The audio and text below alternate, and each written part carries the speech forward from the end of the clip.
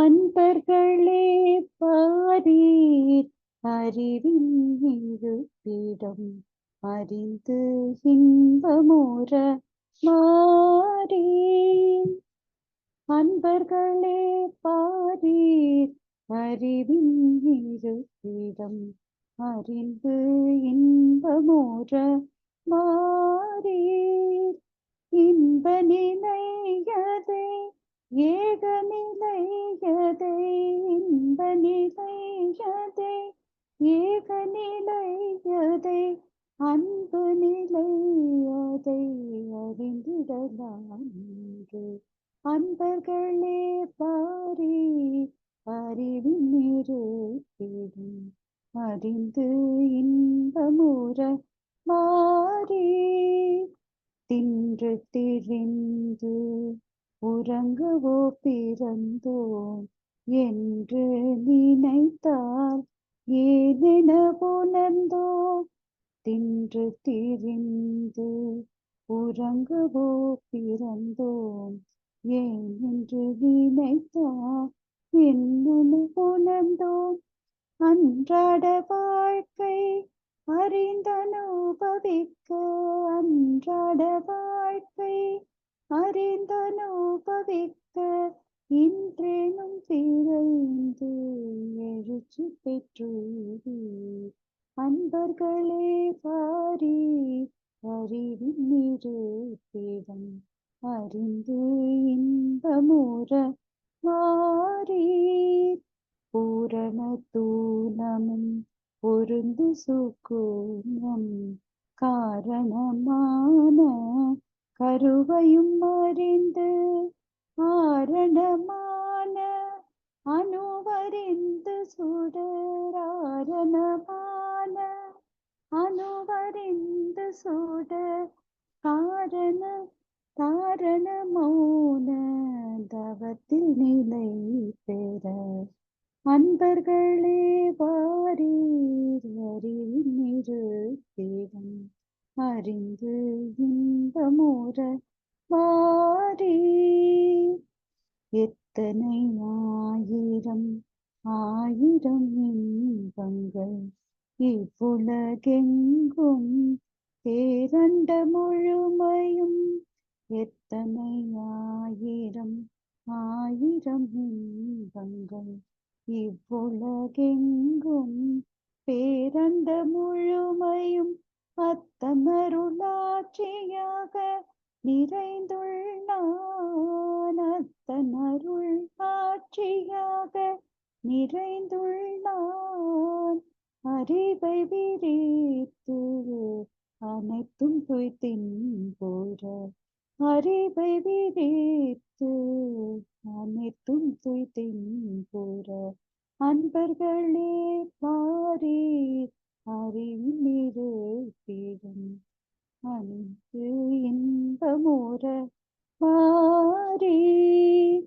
நீங்களும் உங்கள் அன்பு குடும்பமும் நீலாயுள் உடல் நலம் நிறை செல்வம் மெய்ஞானம் நீங்களும் உங்கள் அன்பு குடும்பமும் நீலாயுள் உடல் நலம் நிறை செல்வம் மெய்ஞானம் ஓங்கி சிறப்புற்று உள்ள நிறைவோடு ஓங்கி சிறப்புற்று உள்ள நிறைவோடு உள்ளொளி பெருக்கி உண்மை பொருள் காணும் உள்ளொளி பெருக்கி உண்மை பொருள் காணும். அன்பர்களே பாரீர் அறிவின் இருப்பிடம் அறிந்து இன்பமுற பாரீர். வாழ்க வையகம் வாழ்க வையகம் வாழ்க வளமுடன்.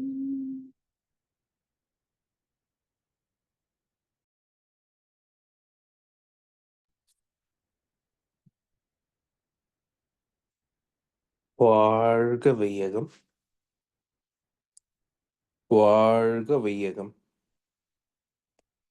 வாழ்க வளமுடன்.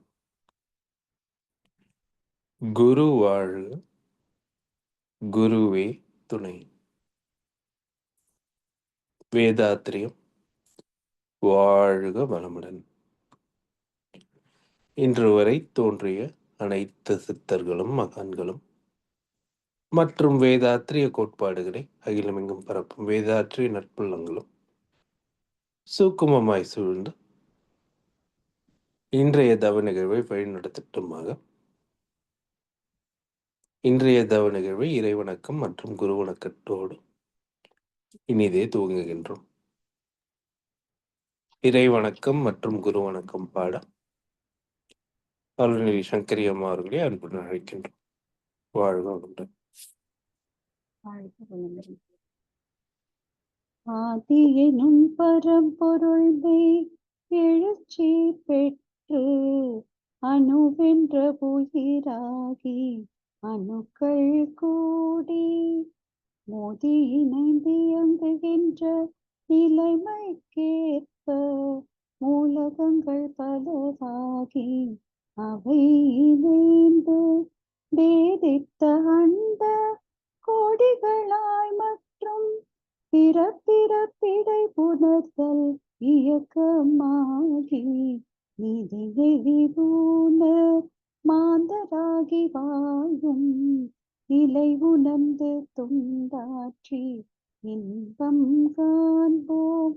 வாழும் நிலை உணர்ந்து துண்டாற்றி இன்பம் காண்போம். குருவணக்கம். எப்பொருளை எச்செயலை எக்குணத்தை எவ்வுயிரை ஒருவர் அடிக்கடி நினைந்தால் அப்பொருளின் தன்மையதாய் நினைப்போராற்றல் உடலினிலும் அறிவினிலும் மாற்றம் காணும் இப்பெருமை இயல்பூக்க நியதியாகும். இப்பெருமை இயல்பூக்க நியதியாகும்.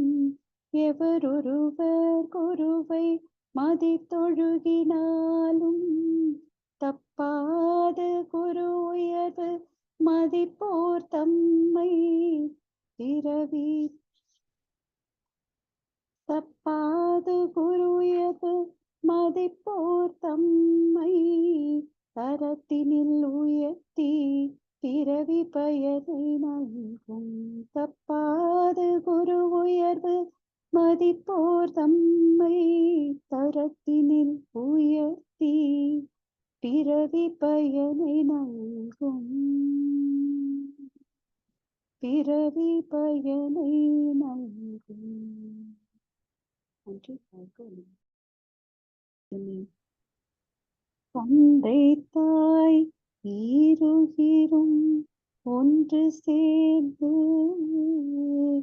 தழைத்தொரு உடலாகி உலகில் வந்தேன். அந்த ஈருயிர் வினைகள் அறமோ அளித்த பதிவுகள் எல்லாம் என் சொத்தாச்சு.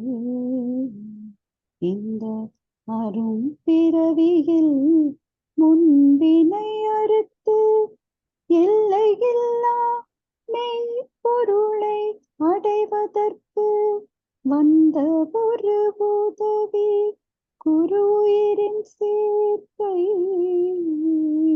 வணங்கி குரு திருவடியை வாழ்த்தி வாழ்வோம். குரு திருவடியை வாழ்த்தி வாழ்வோம். நன்றி. வாழ்க வளமுடன். வாழ்க வளமுடன். இன்றைக்கு நமக்காக சிறப்பான நித்யானந்த தவம் வழிநடத்தி தந்த அருள்நிதி பேராசிரியர் ஸ்ரீராம் ஜெயபிரகாஷ் ஐயா அவர்கள் வாழ்க வளமுடன். ஐயா அவர்களும் அவர்கள் அன்பு குடும்பமும் வாழ்க வளமுடன். ஐயா அவர்கள் அருள்வளம், பொருள் வளம், மனவளம், அருள் தொண்டு, ஆன்மீக தொண்டு வாழ்க வளமுடன். வாழ்க வளமுடன். வாழ்க வளமுடன். நன்றிங்க ஐயா. நன்றிகளம்மா.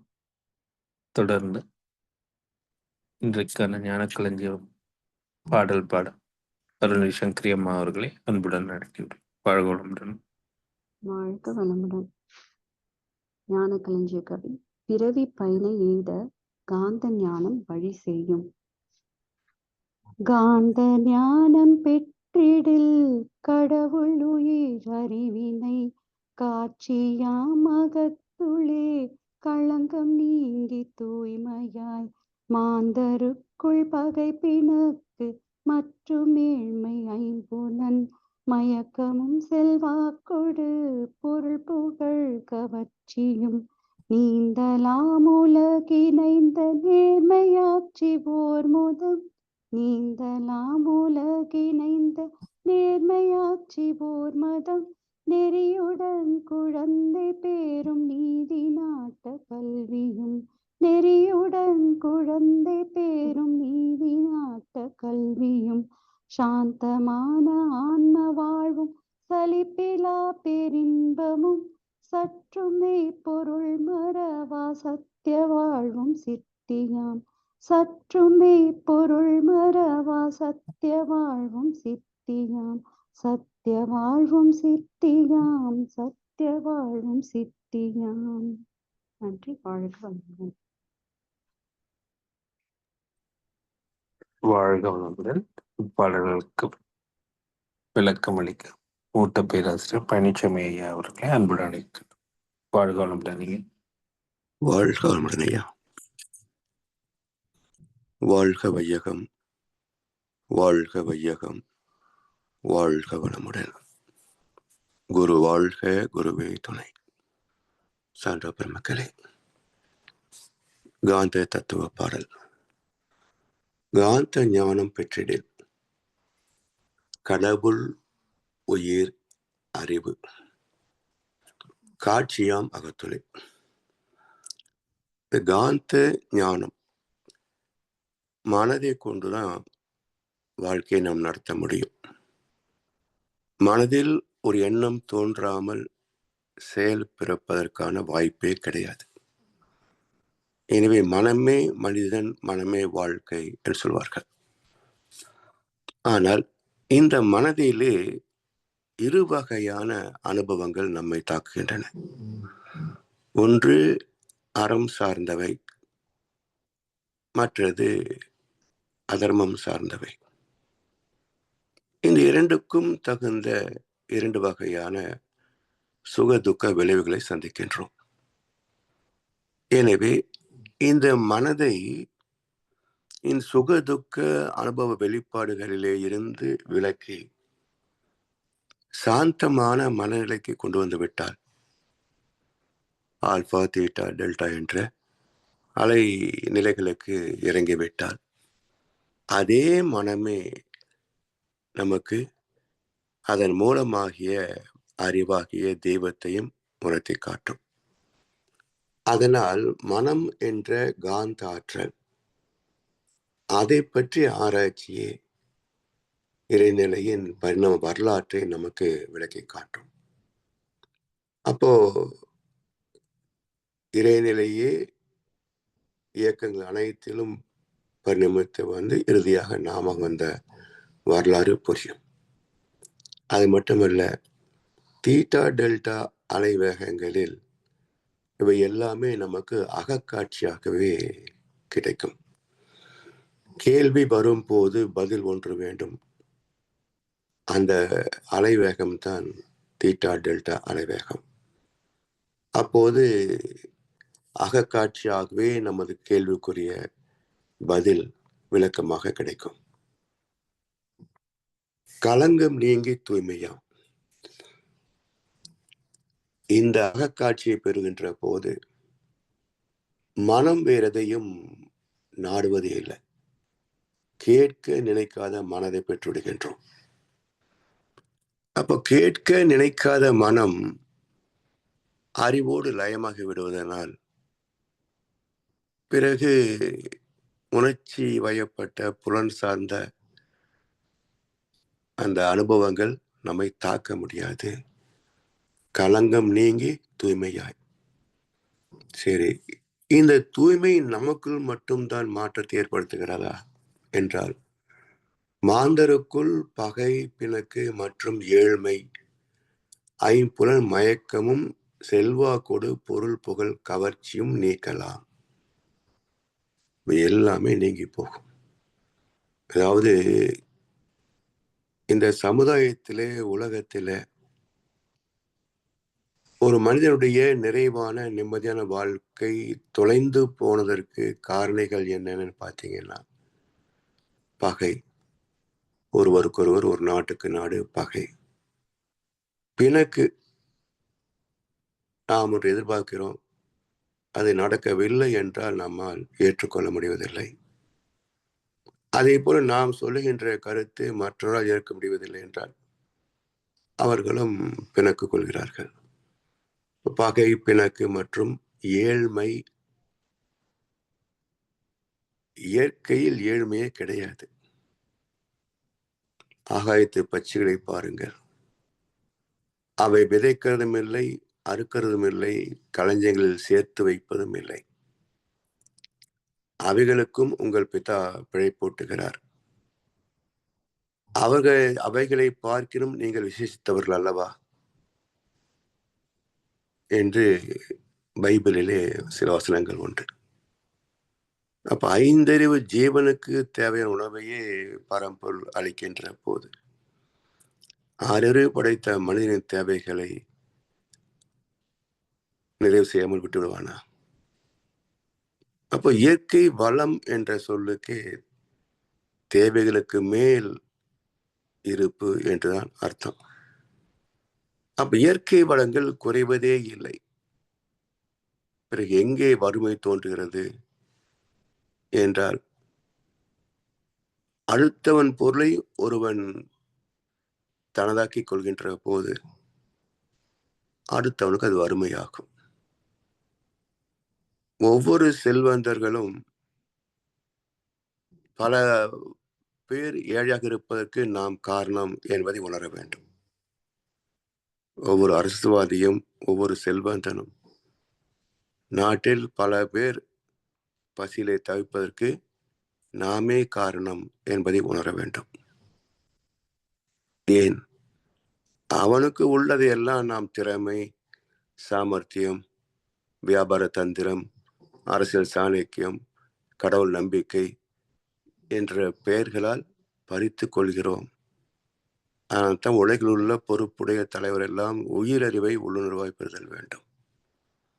அப்ப தலைமை தர்மத்தின் பால் வந்துவிட்டால் மக்களுக்கு வறுமை ஏதுங்க? ஐம்புலன் மயக்கமும் செல்வாக்கோடு பொருள் புகழ் கவர்ச்சியும். ஐம்புலன் மயக்கம், அதாவது எந்த புலனை கொண்டு நாம் எந்த இன்பத்தை துய்த்தாலும் அது எப்படி, ஏன், எவ்வாறு நிகழ்கிறது என்று கொஞ்சம் யோசிச்சு பாருங்களேன். இப்போ இனிப்பு சாப்பிடுகிறோம், மகிழ்ச்சியான நிகழ்வு நினைக்கிறோம். அதே இனிப்பை காய்ச்சலிலே படுத்திருப்பவருக்கு தந்தால் அவர் கசக்கிறது என்பார். என்றால் இனிப்பு என்ற சுகம் பொருளிலா அல்லது நம்முடைய ஜீவாந்தத்தின் தன்மாற்றத்தாலா? இந்த உண்மை புரிந்துவிட்டால் நாம் பெறுகின்ற, உருவாக்கி கொள்கின்ற அனைத்து சுகங்களும் conversion and consumption of biomagnetism is perception. ஜீவாந்தத்தின் செலவும் தன்மாற்றமுமே சுகங்கள். இந்த ரகசியத்தை புரிந்து கொள்ளும் என்றால் இப்ப எங்க இருக்குங்க சுக துக்கம்? எங்க இருக்கு? வெளியிலே இல்லை. நம்முடைய காந்தத்தின் தன்மாற்றமே சுக துக்கங்கள். அப்ப அந்த மயக்கம் நீங்கிவிடும். பொருளிலேதான் சுவை இருக்கிறது, இன்பம் இருக்கிறது என்பதெல்லாம் அந்த மயக்கம் நீங்கிவிடும். மற்றும் செல்வாக்கோடு பொருள் புகழ் கவர்ச்சியும். அதாவது எத்தனையோ பொருட்களை நாம் பார்க்கிறோம். அவற்றால் நாம் கவரப்படுகிறோம். ரொம்ப அழகா இருக்க, இது இருந்தா நல்லா இருக்கும் இல்ல என்று எதை பார்த்தாலும் இதுல எனக்கும் ஒண்ணு என்று மனம் கேட்டுக்கொண்டேதான் இருக்கும். இது எதுக்கு என்ற நினைவு வந்துவிட்டால் அதுவே துறவின் துவக்கம். அதுவா நிரந்தரமான சுகத்திற்கு துவக்கம். அப்ப இந்த கவர்ச்சியும் நீக்கி விடலாம். உலகிணைந்த நேர்மை ஆட்சி ஓர் மதம். உலகிணைந்த நேர்மை ஆட்சி ஓர் மதம், அதாவது ஓர் உலக ஆட்சி. அது வந்து விட்டால் ஒருத்தருக்கு ஒருத்தர் செல்வத்தை குவித்து வைப்பதற்கான வாய்ப்பும் இருக்காது. அவற்றை காப்பதற்காக தனிப்பட்ட இராணுவத்தை வைத்துக் கொள்ள வேண்டிய தேவையும் இருக்காது. இப்போ எல்லாம் எல்லாருக்கும் கிடைக்கும் என்றால் இங்கே போட்டி, பகை, பிணக்கு, யுத்தத்திற்கு தேவை என்ன? எனவே உலக பொதுவான ஆட்சிதான் அனைத்து சிக்கல்களுக்கும் தீர்வு. அடுத்ததாக ஓர் மதம். கடவுளை வைத்து எத்தனை பிரிவினைகள், சண்டை சச்சரவுகள், கலவரங்கள். அதாவது யுத்தங்களில் இறந்து போன மக்களை விட ஜாதி மத கலவரங்களில் இறந்து போன மக்கள் தொகை அதிகம் என்று ஒரு குறிப்பு இருக்குதுங்க. நெறியுடன் குழந்தை பேரும், நீதி நாட்ட கல்வியும். முதல்ல சமுதாயத்தில் தெய்வநீதியை மதித்து வாழ்கின்ற கல்வி உலகெங்கும் உள்ள அனைத்து குழந்தைகளுக்கும் கற்பிக்க வேண்டும்.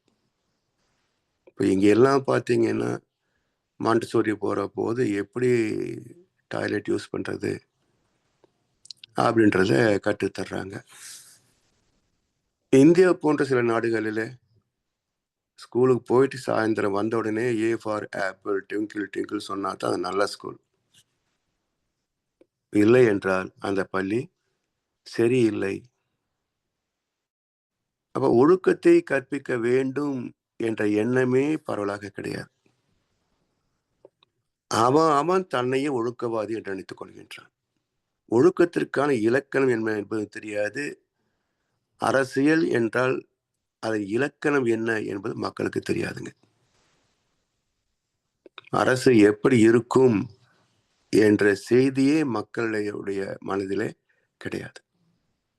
திருக்குறள் படிச்சா தானே தெரியும், தத்துவங்களை புரிஞ்சுக்கிட்டா தானே தெரியும் அரசு என்பதுடைய நிர்வாகம் எப்படி இருக்கும் என்பது. திருக்குறள் படிச்சு பார்த்தா கொடுங்கோன்மைக்கும் செங்கோன்மைக்கும் இறை மாட்சிக்கும் விளக்கம் தெரியும். இது எல்லாம் முட்டாள்தனமா கட்சி அரசு நடக்கிற போது எப்படி ஓரளவு ஆட்சி வர முடியும்? எனவே முதலில் கல்வி தரம் உயர வேண்டும். அதாவது சவுத் ஆப்பிரிக்கால ஒரு பல்கலைக்கழகத்தின் நுழைவாசலிலே ஒரு கொட்டேஷன் வைத்திருப்பதாக கேள்விப்பட்டேன். தரமற்ற கல்வியும் ஒழுக்கமற்ற மாணவனும் இருந்தால் இந்த உலகத்தை அழிப்பதற்கு அணுகுண்டு தேவையில்லை என்று ஒரு செய்தி எங்கே பார்த்தேன். தரமற்ற கல்வியும் ஒழுக்கமற்ற மாணவனும், இதுதான் இந்தியாவுடைய நிலைமை. இதை அழிப்பதற்கு அணுகுண்டு வேணுமா என்ன? அவங்களே அழிச்சு போயிடுவாங்க. எனவே நீதி நாட்ட கல்வி, அதன் பிறகு மக்கள் அதில் நாட்டம் கொள்கின்ற போது நெறியுடன் குழந்தை பேரும், அறம் சார்ந்த குழந்தைகளை பெற வேண்டும். அது எங்கே பிறக்க முடியும்?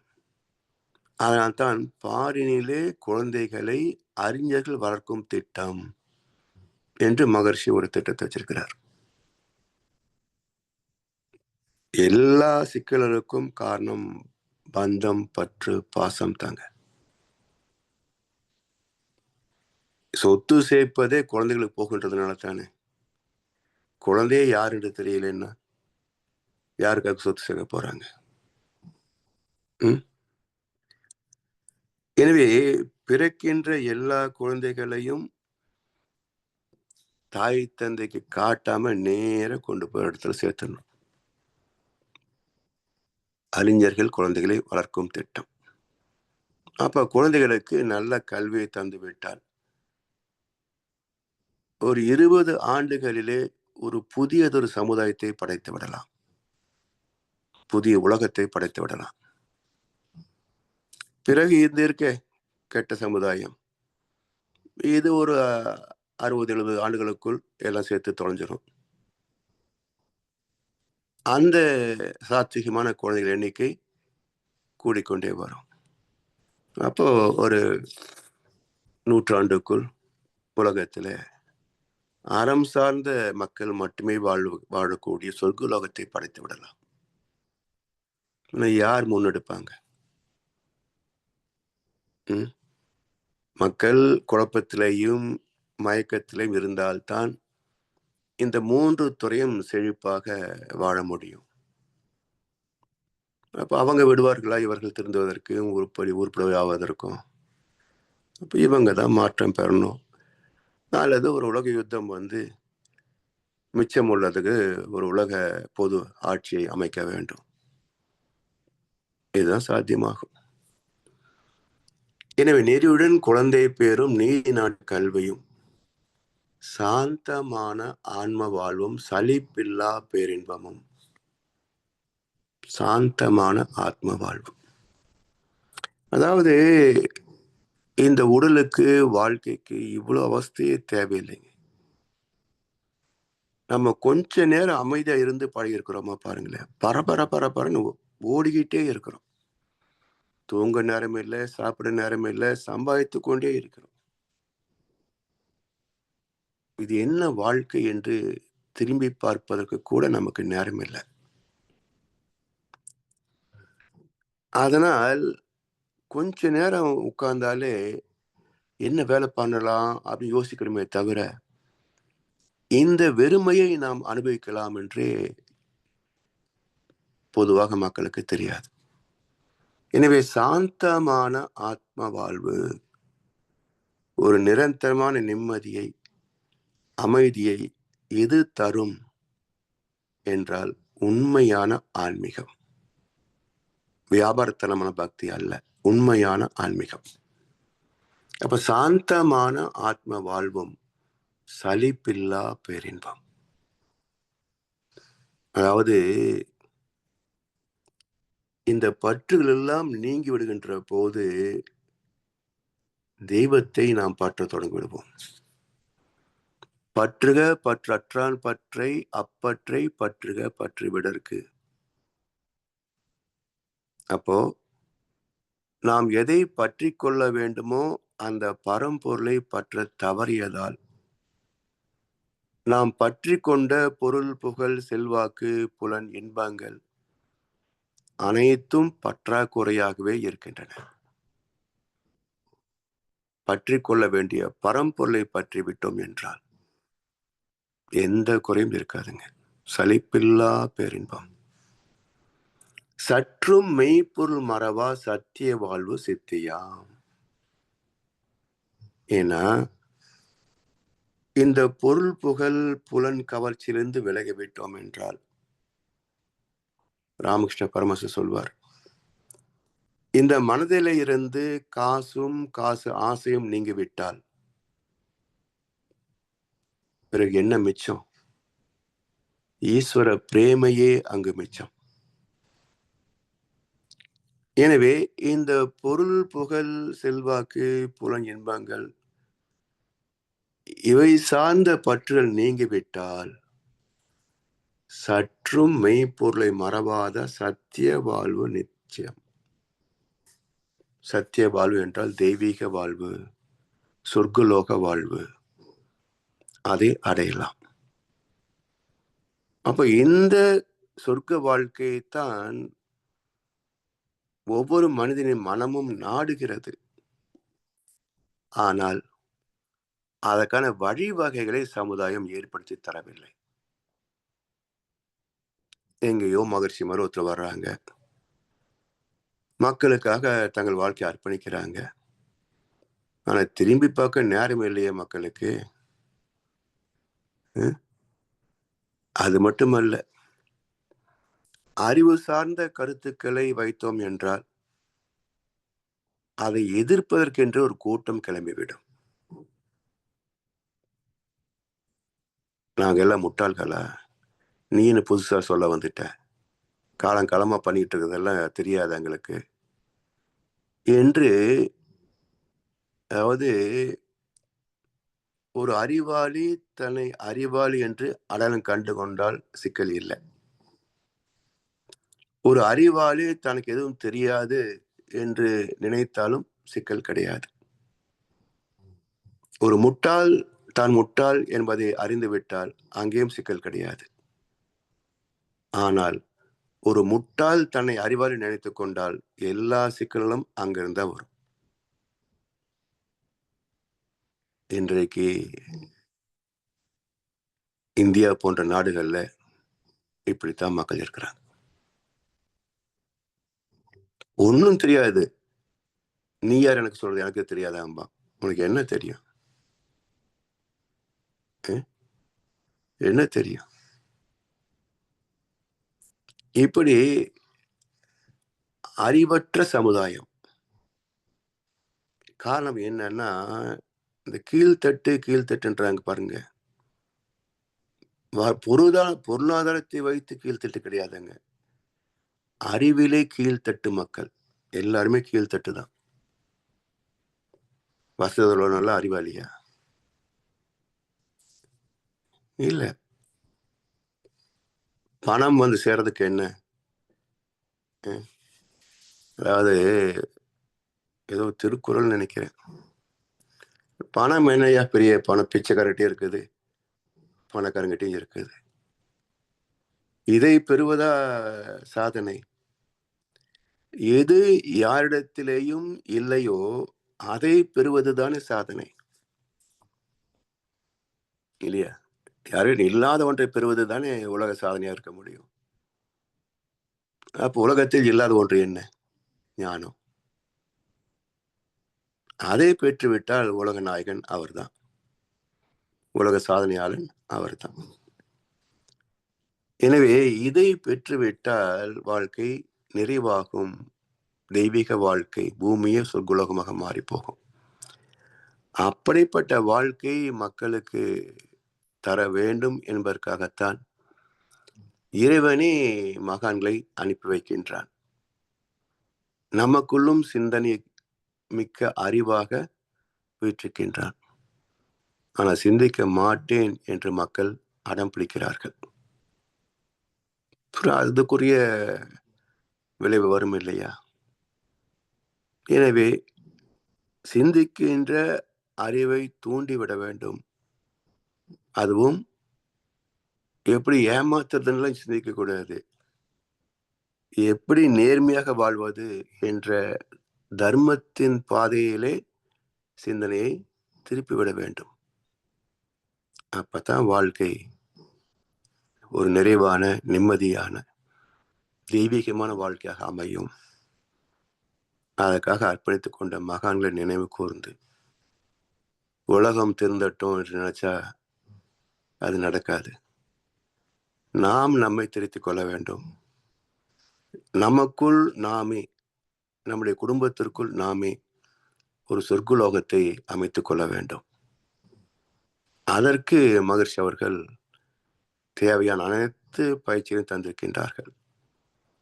எனவே நம் கடமை அறவாழ்வின் நாட்டத்தே சிறக்கட்டும் என்று சொல்லி வாய்ப்பளித்த அனைவருக்கும் நன்றி பாராட்டி இந்த உரையை நிறைவு செய்கின்றோம். வாழ்க வளமுடன், வாழ்க வளமுடன், வாழ்க வையகம். நன்றிகள் ஐயா. நன்றி ஐயா, வாழ்க வளமுடன். அருமையான கருத்துக்கு மகரிஷி அவர்கள் இந்த சுருக்கமாக சொன்னாங்க சொல்லலாம். தனி மனித அமைதி மூலமே உலக அமைதி அடையலாம். அதற்கு நம் மனவளக்கலை பயிற்சிகள் மூலம் நம்ம செய்ய செய்ய செய்ய மாற்றங்கள் தானாக நிகழும். தொடர்ந்து பயிற்சிகள் செய்வோம். இன்று நமக்காக அருமையான கருத்துக்கள் வழங்கிய மூத்த பேராசிரியர் அருள்நெறி பழனிசாமி ஐயா அவர்களை வாழ்த்துவோம். அருள்நெறி பழனிசாமி ஐயா அவர்கள் வாழ்க வளமுடன். அவர்களின் அன்பு குடும்பம் வாழ்க வளம். அவர்களின் உடல் நலம், பொருள் வளம், மனவளம் மற்றும் அவர்களின் ஆன்மீக தொண்டு வாழ்க வளமுடன், வாழ்க வளமுடன், வாழ்க வளமுடன். பாடல்கள் பாடி நிறைவு செய்யும் தருணம் வேதாத்திரிய பாடல் மற்றும் பிரம்மண்ய கவி பாடல் பாட சங்கரி அம்மா அவர்களை அன்புடன் பெற்றோம். வாழ்க வளமுடன். வேதாத்திரிய பாடல். போரில்லா நல்லுலகம், பொருள் துறையில் சமநீதி, நேர்மையான நீதிமுறை, நிலவுலகுக்கோராட்சி, சீர் செய்த பண்பாடு, சிந்தனையோர் வழிவாழ்வு, சிறப்புணர்ந்த பெண்மதிப்பு, தெய்வ நீதி வழிவாழ்தல், தேர் திருவிழா தவிர்த்தல், சிறுவர்கட்கே விளையாட்டு, செயல் விளைவு உணர்கல்வி, சீர்காந்த நிலை விளக்கம், பார் முழுதும் உணவு நீர் பொதுவாக்கல், பல மதங்கள் பல கடவுள் பழக்கம், ஒழித்துண்மை ஒன்றை தேர்ந்திடுதல். பிரம்மஞான கவி. இறைவெளியே தன்னிருக்க சூழ்ந்தழுத்தும் மாற்றல், சூழ்ந்தழுத்தும் மாற்றல், இதன் திணிவு மடிப்பு விழ சுழலும் நுண்விண்ணாம், இதன் திணிவு மடிப்பு விழ சுழலும் நுண்விண்ணாம், நிறைவெளியில் விண் சுழல நெருக்குகின்ற உரசல், நெருக்குகின்ற உரசல், நிலை வெளியில் எழுப்புகின்ற நேரலைகள் காந்தமாம், மறைப்பொருளாம் காந்தம் தன் மாத்திரைகள் ஐவகை, தன் மாத்திரைகள் ஐவகை, மலைக்காதீர்வின் கூட்டம் மாபூதம் ஐந்துமாம், மலைக்காதீர்வின் கூட்டம் மாபூதம் ஐந்துமாம், முறையாய காந்த அலை மனமாம் உயிர் உடல்களில், மனமாம் உயிர் உடல்களில், மதி உயர்ந்தி உண்மை பெற மா பிரம்ம ஞானமாம், மதி உயர்ந்தி உண்மை பெற மா பிரம்ம ஞானமாம், மா பிரம்ம ஞானமாம். நன்றி. வாழ்க வளமுடன். வாழ்க வளமுடன். உலக நல வாழ்த்தம். உலகமெல்லாம் பருவமழை ஒத்தபடி பெய்யட்டும், உழவரெல்லாம் தானியத்தை ஓப்புடனே பெருக்கட்டும், பல தொழில்கள் புரிகின்ற பாட்டாளி உயரட்டும், பகுத்துணர்வுள் தொகுத்துணர்வு பண்பாட்டை உயர்த்தட்டும், கலகங்கள் போட்டி பகை கடந்து ஆட்சி நடக்கட்டும், கல் ஆமை கடன் வறுமை கலங்கங்கள் மறையட்டும், நலவாழ்வை அளிக்கும் மெய்ஞான ஒளி வீசட்டும், நம் கடமை அறவாழ்வில் நாட்டத்தே சிறக்கட்டும், நம் கடமை அறவாழ்வின் நாட்டத்தே சிறக்கட்டும். வாழ்க வையகம், வாழ்க வையகம், வாழ்க வளமுடன்.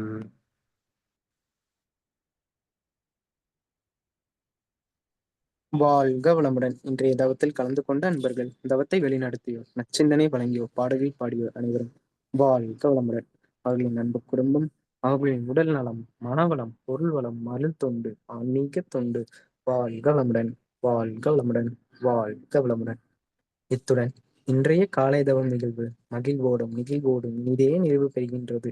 இறையருளும் குரு அருளும் நம் அனைவரையும் எப்பொழுதும் சூழ்ந்திருந்து நம்மை இந்த இறைநிலை உணர்பயணத்திலே சிறந்த முறையிலே வழிநடத்தட்டும் என அனைவரையும் வாழ்த்தி வணங்கி நன்றி கூறி அமைகிறோம்.